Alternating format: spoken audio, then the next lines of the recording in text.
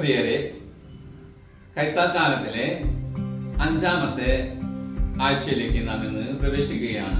ഇന്ന് തിരുസഭ മാതാവ് നമ്മുടെ ചിന്തയ്ക്കായി നൽകുന്ന സുവിശേഷ ഭാഗം ലൂക്കായുടെ സുവിശേഷം 16-ാം അധ്യായത്തിലെ 19 മുതൽ 31 വരെയുള്ള തിരുവചനങ്ങളാണ്. ധനവാന്റെയും ലാസറിന്റെയും ഉപമയാണ് നാം കാണുക. ഈ ഉപമയിൽ നാം കാണുക ധനവാനായ ഒരു മനുഷ്യനെയും പാവപ്പെട്ട ലാസറിനെയും ലാസറിന്റെ വ്രണങ്ങൾ നക്കുന്ന നായ്ക്കളെയും. എന്താണ് ഈ ധനവാന്റെയും ലാസറിന്റെ പ്രത്യേകത? ധനവാനായ വ്യക്തി ചുമന്ന പട്ടും അതോടൊപ്പം തന്നെ സുഭിക്ഷമായ ആർഭാടങ്ങളെ മധ്യേ ജീവിക്കുന്ന വ്യക്തിയാണ്. എല്ലാവിധ ആർഭാടങ്ങളും ആഘോഷങ്ങളും അദ്ദേഹത്തിന് ഉണ്ടായിരുന്നു. എന്നാൽ അദ്ദേഹത്തിന്റെ പരിവാതിൽക്കൽ ലാസർ എന്ന ഒരു ദരിദ്രൻ, ശരീരം മുഴുവനും വ്രണം ആയി. നായ്ക്കൾ വന്ന് അദ്ദേഹത്തിന്റെ വ്രണങ്ങൾ നക്കുന്ന ശോചനീയമായ ഒരു അവസ്ഥയിലാണ് ജീവിക്കുക. യജമാനന്റെ മേശയിൽ നിന്ന് വീഴുന്ന അപ്പക്കഷ്ണങ്ങൾ കൊണ്ട് തൃപ്തി അടയുവാനായിട്ട് അദ്ദേഹം ആഗ്രഹിച്ചു. എന്നാൽ അത് അദ്ദേഹത്തിന് ലഭ്യമായിരുന്നില്ല. കാരണം അദ്ദേഹത്തിന് ചുറ്റും നായ്ക്കൾ മേശയിൽ നിന്ന് വീഴുന്ന അപ്പക്കഷ്ണങ്ങൾ തിന്നുവാനായിട്ട് കാത്തിരിക്കുകയാണ്. അതുകൊണ്ട് അതിൻ്റെ ഇടയിൽ കടിപിടി കൂടിയിട്ട് വേണം, നായ്ക്കളോട് മൽപ്പിടുത്തം നടത്തിയിട്ട് വേണം ഈ ദരിദ്രനായ ലാസറിന് അല്പം ഭക്ഷണം കഴിക്കാൻ. അവസാനം ഈ കഥയിലെ ട്വിസ്റ്റ് മരണശേഷമാണ്.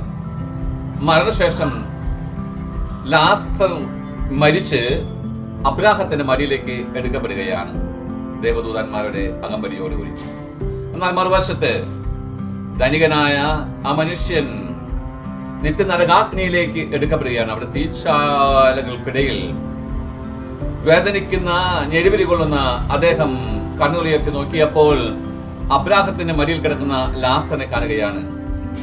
അദ്ദേഹം അബ്രാഹത്തോട് യാചിക്കുകയാണ്, അബ്രാഹമേ, എന്റെ നാവ് തണുപ്പിക്കുവാനായി ഒരല്പം വെള്ളം എനിക്ക് നൽകുവാനായിട്ട് അങ്ങയുടെ മടിയിൽ കിടക്കുന്ന ലാസറിനെ അയച്ചാലുമെന്ന്.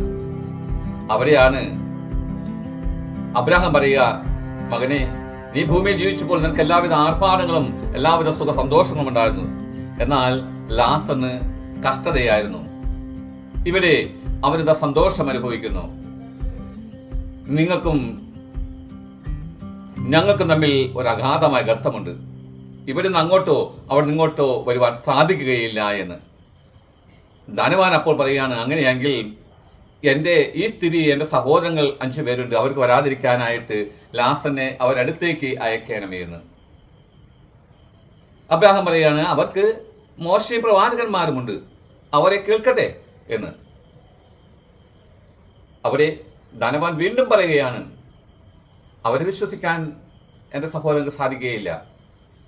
അതുകൊണ്ട് മരിച്ചൊരാൾ ഉയർത്തി ചെന്നാൽ അവർ വിശ്വസിക്കും. അതുകൊണ്ട് ലാസറിനെ അവരടുത്തേക്ക് അയക്കണമേ എന്ന്. അബ്രാഹാം വീണ്ടും പറഞ്ഞു, മോശയും പ്രവാചകന്മാരെ അവർ ശ്രമിക്കുന്നില്ല എങ്കിൽ പിന്നെ മരിച്ചവർ ഉയർത്തി ചെന്നാലും അവർ വിശ്വസിക്കുകയില്ല എന്ന്. പ്രിയ സഹോദരങ്ങളെ, എന്താണ് ധനവാന് പറ്റിയ തെറ്റ്? എന്തുകൊണ്ടാണ് അദ്ദേഹം തിരസ്കൃതനായി തീർന്നത്, നരകാഗ്നിയിലേക്ക് എടുക്കപ്പെടുന്നത്? തൻ്റെ പരിവാദിക്കൽ താൻ സുഭിക്ഷമായ ആഹാരം കഴിച്ച് ആർഭാടമായി പട്ടുമെത്തയിൽ ഉറങ്ങി എല്ലാവിധ സുഖസൗകര്യങ്ങളും അനുഭവിക്കുമ്പോൾ തൻ്റെ പരിവാദിക്കൽ ഇതാ ഒരു പാവപ്പെട്ട മനുഷ്യൻ, ദാരിദ്ര്യം അനുഭവിക്കുന്ന മനുഷ്യൻ, വ്രണങ്ങൾ ബാധിച്ച മനുഷ്യൻ കിടക്കുമ്പോൾ അവനെ അവഗണിക്കുകയാണ്. അവഗണന. ഇന്ന് നാം ചുറ്റും തിരിഞ്ഞു നോക്കിയാൽ ആഘോഷങ്ങൾ, ആർഭാടങ്ങളാണ്. ഒരു വിവാഹമായാൽ എല്ലാത്തരം ഭക്ഷണങ്ങളും തയ്യാറാക്കി ആർഭാടമായി ജീവിക്കുന്ന പ്രിയപ്പെട്ട വലിയ വലിയ പ്രഗത്ഭരായ വ്യക്തികളെയൊക്കെ ക്ഷണിച്ച് ആഘോഷം നടത്തുന്ന സംഭവം. ഒരു മനസ്സമ്മതമായാലും ഒരു ആദ്യ കുർബാന സ്വീകരണമായാലും വലിയ വലിയ ആഘോഷങ്ങളാണ്. പ്രത്യേകിച്ച് വിദേശത്ത് നിന്ന് വരുന്നവരായാൽ ആർഭാടങ്ങളുടെ, ആഘോഷങ്ങളുടെ പരിമിതി കറക്കുകയാണ്. എല്ലാത്തരം സുഭിക്ഷമായ ആഘോഷങ്ങൾ, ആർഭാടങ്ങൾ. എന്തിനേറെ മാമോദീസ, അതിൽ വ്യത്യസ്തമായിട്ട് ഒരു മരണാനന്തര ചടങ്ങായാൽ തന്നെ അതിലും വലിയ ആർപ്പാടങ്ങളും ആഘോഷങ്ങളുമാണ്.